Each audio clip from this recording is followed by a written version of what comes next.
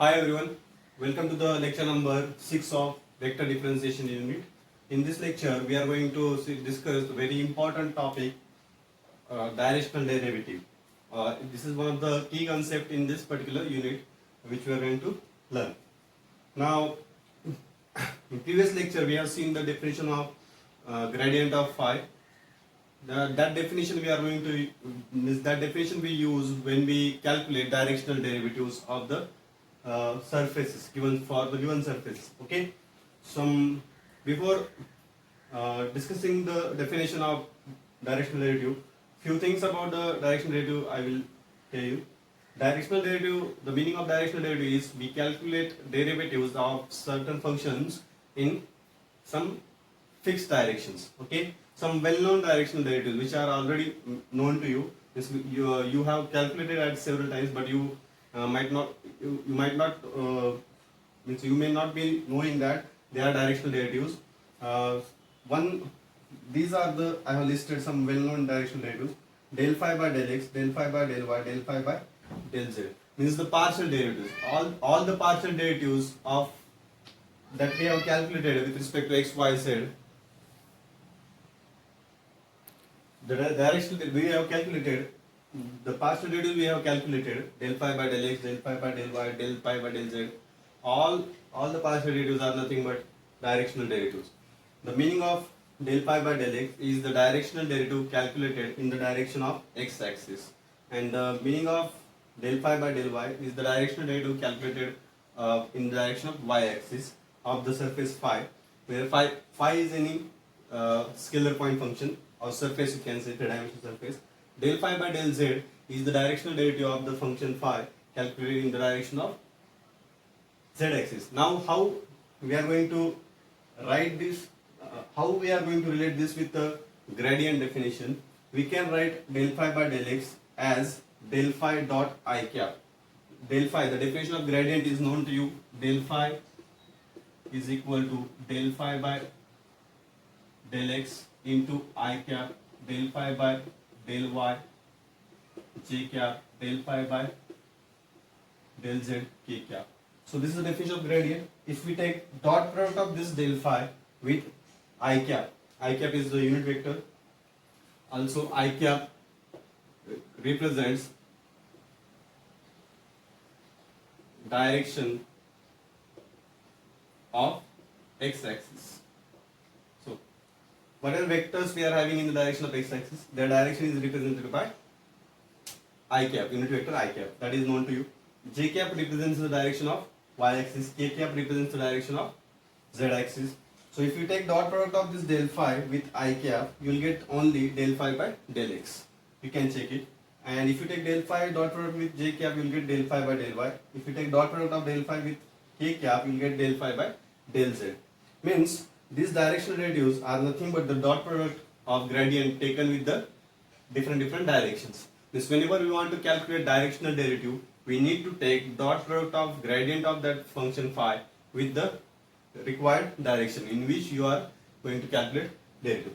So these are the standard direction: x axis, y axis, z axis.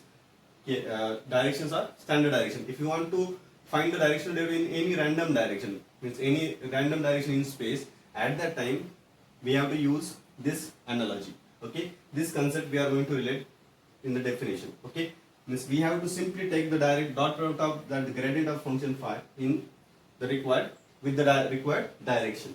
Okay, so this is the brief idea about the directional derivative. Now see the definition. The directional derivative of the function phi of x, y, z in the direction of the vector a bar equal to. So I have taken here random vector in space.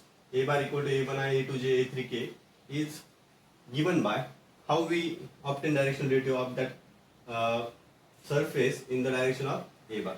So simply we take dot product of del phi with a cap, where a cap is a bar divided by magnitude of a bar, which is also called as direction of that vector a bar. We have seen this definition in the beginning, first lecture, in the introductory lecture.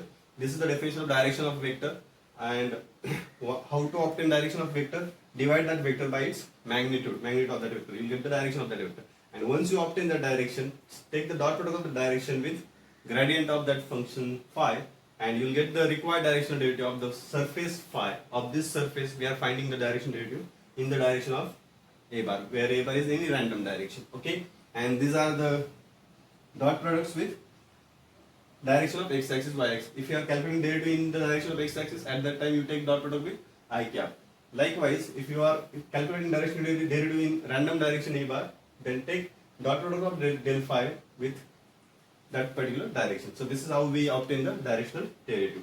So it is very simple. We have to calculate del phi first, that is gradient, that we have done in example also, and find the direction using this definition of direction, and take the dot product. Dot product also we know how to calculate of two vector quantities. Both of them are vectors.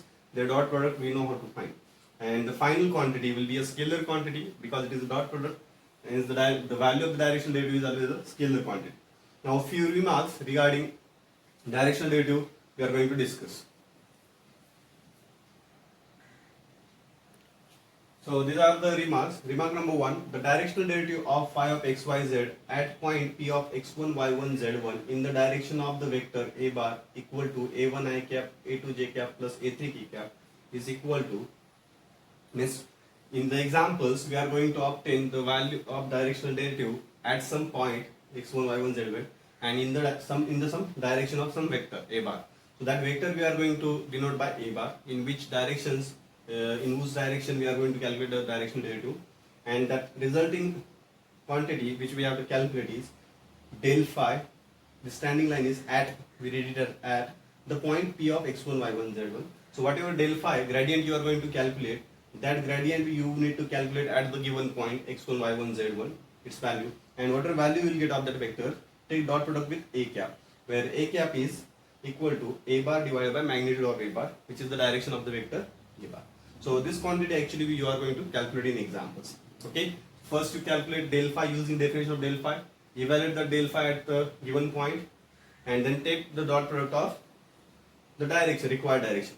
And for obtaining direction, you must know that vector a bar. So whatever vector you are in which you are going to determine the direction derivative, that vector you need to find out there, and I'll denote that vector by a bar. Find a cap using this definition and take the dot product. You will get the required value of the directional derivative. This is the first remark that will help you in examples. Now the second remark. On the next two remarks also there are some examples we have in this topic. The maximum value of directional derivative is equal to magnitude of del phi. So this is the maximum value of directional derivative, and that is how we can obtain it. Maximum directional derivative is equal to, means that when we calculate directional derivative, we take the dot product of del phi with some direction, and here we have taken the dot product of del phi with del phi cap, means we have taken the dot product with its own direction. Okay, with the direction of del phi. Del phi is a vector and its direction is given by del phi cap. So when we'll take the it is a dot product, right? So when we take the dot product of that vector with itself, we'll get the maximum value of the dot product. Therefore, the maximum value of directional derivative, as it is the dot product, therefore it is equal to del phi dot del phi cap. Means we have to find that derivative in the direction of that gradient of phi itself. Okay, then only we'll get the maximum value of directional derivative, because angle between the vector that del phi vector and its direction will be 0, and because of that we'll get the maximum value of the dot product. Hence, the maximum, for obtaining maximum direction derivative, we take the dot product of gradient of phi with its own direction, and that gives us finally magnitude of del phi. How? Let us see. We can write del phi as product of magnitude and direction. That also we have discussed in the beginning. Any vector a bar can be written as magnitude of a bar into a cap. The same we have done here. We have written the vector del phi as product of its magnitude and direction, and we have taken dot product with del phi cap. So this is scalar quantity. It will remain as it is, and dot product of two identical vectors, same vectors, is 1. Of two unit, these are two unit vectors because they are cap, they are having cap. All the vectors having cap are unit vectors. So when we calculate a cap dot a cap, we'll get 1. So therefore del phi cap dot del phi cap is also 1. And finally, this scalar quantity remains, which is equal to magnitude of del phi, and that is the value of the maximum value of directional derivative. Is whenever you are going to, or whenever if you are given in example the maximum value of directional derivative, it means you have given the value of magnitude of del phi. So don't forget that the maximum value of directional derivative is always equal to magnitude of del phi.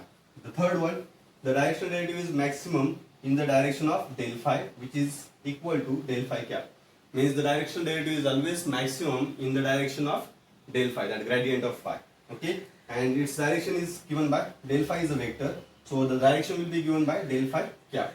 So whenever we find direction, we divide that vector by its magnitude and we write that vector as cap over that vector. Okay, so del phi cap. So this that means if you want to calculate the direction in which the derivative is maximum, that direction will be del phi. Okay, so this is the meaning of the third remark. So this is definition. In examples, we'll have examples on definition. Okay, on first remark, and on this second and third remark also we are going to have some examples. So all these three are important. So hope you have understood the concept of the definition of directional derivative, how we are going to calculate it, and what is the geometrical meaning of direction, that means how direction derivatives are related to gradient of phi, that also we have discussed in the beginning. And in the coming lecture we are going to take the actual examples on the directional derivative. Okay, thank you so much.